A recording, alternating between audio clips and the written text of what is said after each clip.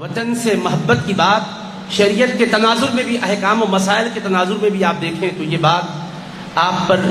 واضح ہوگی کہ وطن جہاں انسان پیدا ہوا، جہاں رہتا ہے، جو اس کا وطن اصلی ہے، اگر اس سے وہ کہیں سفر کے لیے نکل پڑتا ہے،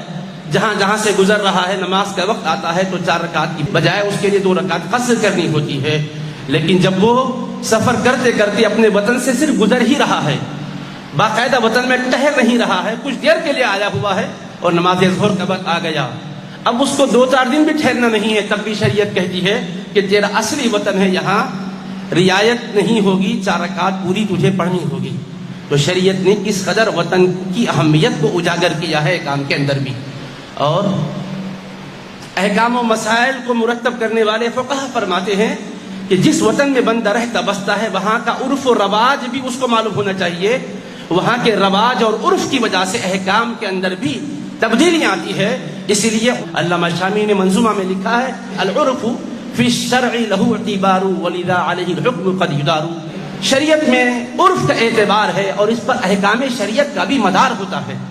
آپ اندازہ کیجئے شریعت مطہرہ نے وطن کو کس حیثیت سے دیکھا ہے۔ اللہ کے حبیب صلی اللہ تعالی علیہ وسلم کی پاکیزہ تعلیمات سے یہ حقیقت واضح ہوتی ہے۔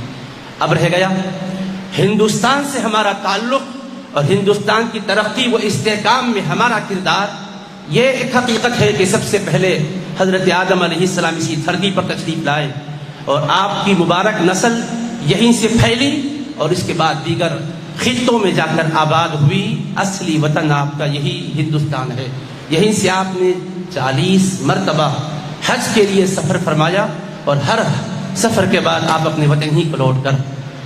تشریف لاتے اور سکونت اختیار فرماتے۔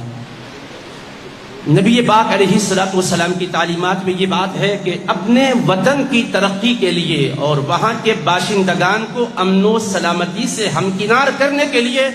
کوئی دقیقہ فروگزاشت نہ کیا جائے، کوئی کسر باقی نہ رکھی جائے۔ امام الانبیاء صلی اللہ علیہ وسلم یہاں تک تعلیم دیتے ہیں کہ کھیتی باڑی کے اصول سکھاتے ہیں، وہاں کے غلے اور وہاں کی پیداوار سے کس طرح استفادہ کیا جائے اس کے اصول بتاتے ہیں، شجرکاری کی تعلیم دیتے ہیں، فضائی آلودگی کے خاتمے کے لیے اصول آپ مرتب فرماتے ہیں۔ اور یہی نہیں بلکہ وہاں رہنے بسنے والے کا کسی دھرم کے ہوں، کسی مذہب کے مسلک کے ماننے والے کیوں نہ ہو، تعلیم یہ دیتے ہیں ان کے ساتھ رواداری کا مظاہرہ ہو، ان کے ساتھ امن و آشتی کا پیغام عام کیا جائے۔ اور امام الانبیاء مومن کی تعریف کرتے ہیں تو یہ فرماتے ہوئے والمؤمن من امنہ الناس علی دمائہم واموالہم، کامل مومن وہ ہے کہ جس سے تمام انسانوں کے جان اور ان کے مال محفوظ رہے، کسی کے لیے کوئی خطرے کا باعث نہ بنے۔